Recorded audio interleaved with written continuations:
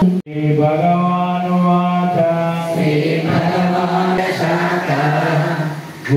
प्रवृत्ता विषय प्रवाला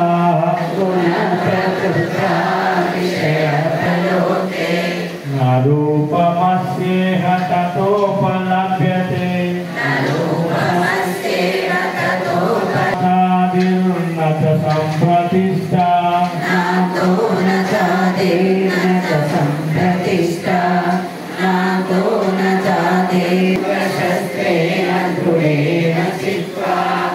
तत्पदं तत्परिमार्गितव्यं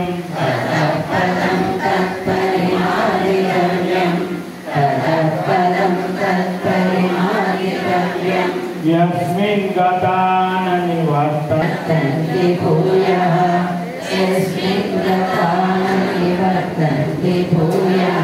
तमेव चतुका पुराणी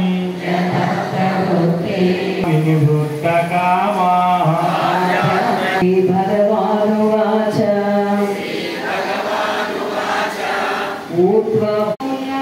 अनुसन्ततानि कर्मानुबन्धीनि मनुष्यलोके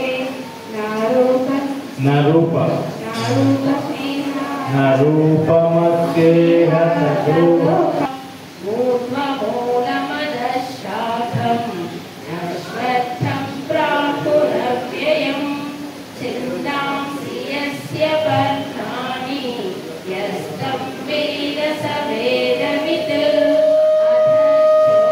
अधश्चोत्तम गुणप्रवृद्धा विषयप्रवालाः अधश्चमूलान्यनुसन्ततानि कर्मानुबन्धीनि मनुष्यलोके विषयप्रवालाः अधश्चमूलान्यनुसन्ततानि कर्मानुबन्धीनि मनुष्यलोके न रूपमस्येह ततोपलभ्यते नातो न चादिर्न च सम्प्रतिष्ठा अश्वत्थमेनं सुविरूढमूलमधःशाखम् अश्वत्थं प्राहुरव्ययम् छन्दांसि यस्य पर्णानि यस्तं वेद स वेदवित् अधश्चोर्ध्वं प्रसृता तस्य शाखाः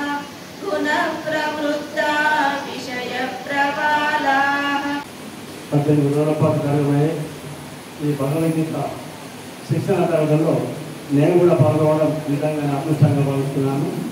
ప్రతి అక్షరాన్ని ఏ విధంగా పలకాలో, ఈ సంస్కృత పదాలను ఎలా ఉచ్చరించాలో శుద్ధంగా నిర్వాహకులు తెలియజేయడం జరుగుతుంది.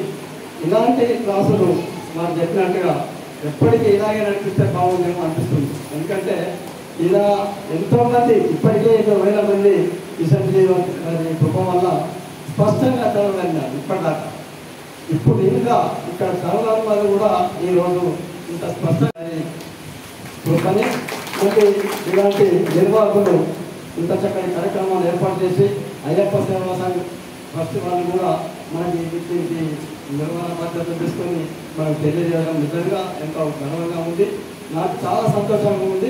ఇలాంటి కార్యక్రమాలు ఎప్పటికీ నడిపించినా వచ్చే వాళ్ళు తయారైతేనే ఉంటారని ఈ సందర్భంగా తెలియజేస్తూ నాకు అవకాశం ఇచ్చారు.